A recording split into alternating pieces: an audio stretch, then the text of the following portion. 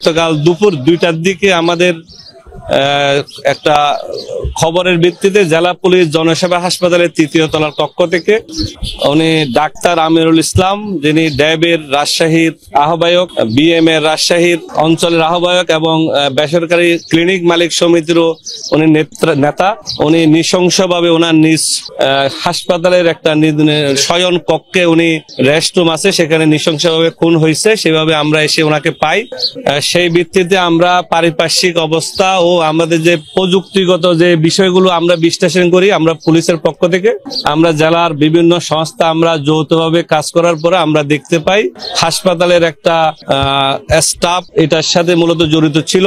আমরা সন্দেহভাজন আমরা কয়েকজনকে আমাদের হেফাজতে নিয়ে দীর্ঘ রাত তাদেরকে আমরা জিজ্ঞাসাবাদ শেষে ভোর রাতে অলমোস্ট ভোর 4টার দিকে আমরা যে মূল যিনি ক্রিমিনাল তার নাম হচ্ছে আসাদুল মিয়া আসাদ, উনি হচ্ছে বাড়ির দুনটে। সে 2024 সালে বগুড়া থেকে এইচএসসি পাশ করে টিএমএসএস মেডিকেল কলেজে ল্যাব রেজিস্ট্রার হিসেবে কর্মরত আছে। সে আসাদ গত 3 বছর ধরে ডাক্তার আমিরুল সাহেবের পিএ হিসেবে এখানে কর্মরত ছিলেন। কর্মরত থাকার সময় হাসপাতালে বিভিন্ন স্টাফ আছে, বিভিন্ন ফিমেল কলিগও থাকে। এইরকম একটা ভুল বুঝাবুঝির ঘটনাকে কেন্দ্র করে তাদের মধ্যে ডাক্তার আমিরুল সাহেব সহ আসাদ আর একটা মেয়ে, যেটা আসলে আমরা অনেক ক্ষেত্রে মেয়েদের বিষয় আমরা বলি না অনেক সময়, এই 3 জনের একটা মানে ভালো লাগা অথবা মানে নিজেদের আন্ডারস্ট্যান্ডিং গত একটা বিষয়কে নিয়ে মতবিরোধ দেখা দেওয়ার প্রেক্ষিতে গত 25 অগাস্ট আসাদ এবং যে মেয়েটাকে কেন্দ্র করে এই ঘটনা, সেই মেয়ে সহ তাকে মারধর করা হয়। ওখানে একটা চেঞ্জ রুম ছিল, সেখানে মারধরের পরে আসাদকে চাকরি থেকে বের করে দেওয়া হয় হাসপাতাল থেকে। তারপরে সে বগুড়া চলে যায় 25 তারিখেই।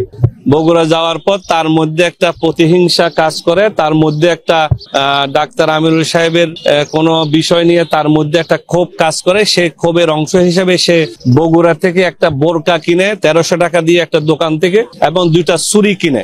সে যেহেতু এখানে 3 বছর পিএ হিসেবে কর্মরত ছিল, তার কাছে ডাক্তার আমিরুল সাহেবের রুম, এখানে প্রবেশ পথ, কোথায় সিসিটিভি ফুটেজ থাকবে না, কোথায় সে ফাঁকি দিলে সহজে ঢুকতে পারবে, এইসব বিষয় তার জানা আছে।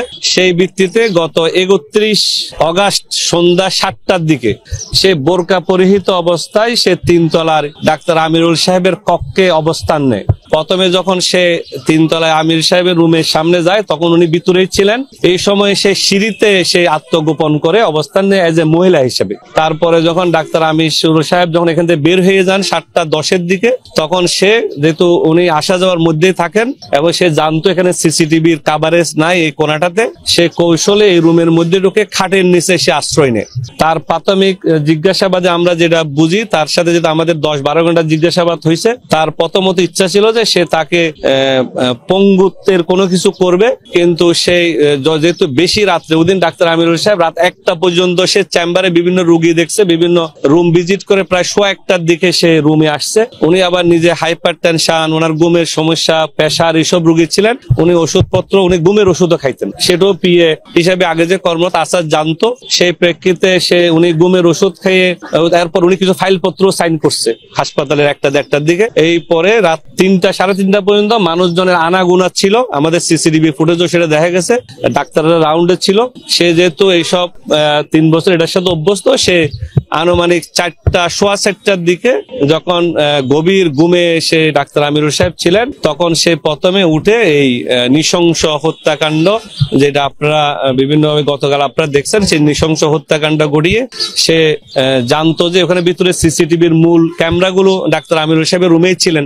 তো সেই জন্য সে প্রায় ঘন্টাখানেক অপেক্ষা করছে। সে নিজেরে গোছাইয়ে সে আবার 6:15টার দিকে সে বোরকা পরে নিচে নেমে গিয়ে সে চলে যায়। গিয়ে সে আবার বগুড়ার দিকে রওনা হয়। সে বগুড়া নন্দীগ্রাম এলাকার একটা নির্দিষ্ট এলাকায় সে তার ব্যবহৃত ছুরি 2টা ফেলে, আর বোরকাটা সে এই সিংরাদ্রির পাশে নদী আইসিডি টাওয়ারের সামনে নদীতে ফেলে দেয়। তা আমরা সেই সব বিষয় যেহেতু যাচাই বাছাই সাপেক্ষে আমরা রাত্রের অপারেশনের পরে সকাল থেকে আমরা সেই ছুরি 2টা উদ্ধার করি, কিন্তু বোরকাগুলো যেহেতু নদীর স্রোত, আমরা একটা টিম কাজ করবে রাত্রে এইটা এই স্রোতের মধ্যে কোথাও পাওয়া যায় কিনা, কিন্তু আমরা এটা নিশ্চিত হয়েছি সে বোরকা কোত্থেকে কিনেছে, সে বগুড়া থেকে। এই পরে এই হত্যাকাণ্ডের বিষয় সে আমাদেরকে বিস্তারিত অবহিত করছে। এখন যে বিষয়গুলো সামনে আসছে এর প্রেক্ষিতে পরবর্তী পুলিশি ব্যবস্থা হিসেবে যেটা করণীয়, যেটা কোর্টে যিনি স্বীকারোক্তিমূলক জবানবন্দি যেটাকে বলে সেটা দিতেও সে সম্মত হয়েছে।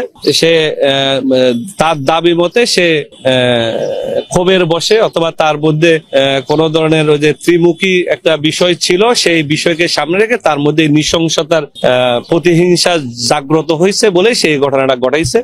এই অবস্থায় আপনাদের সাথে আর এতটুকুই আমাদের জেলা পুলিশের থেকে, আমাদের জেলার অফিসাররা আছে, আমরা কয়জন গ্রেফতার আছেন আর এই হত্যার পিছনে আমরা গ্রেপ্তার একজনেই এখন আমরা একজনকে গ্রেপ্তার দেখাচ্ছি ফরমালি। বাকিদের সম্পৃক্ততা, বাকি কেউর কোনো উস্কানি, বাকি কেউর সম্পৃক্ততা ছিল কিনা সেটা প্রমাণ সাপেক্ষে বাকি যারা হেফাজতে আছে তাদেরকে অ্যারেস্ট দেখানো হবে। এই আসাদকে কোথা থেকে দেয়?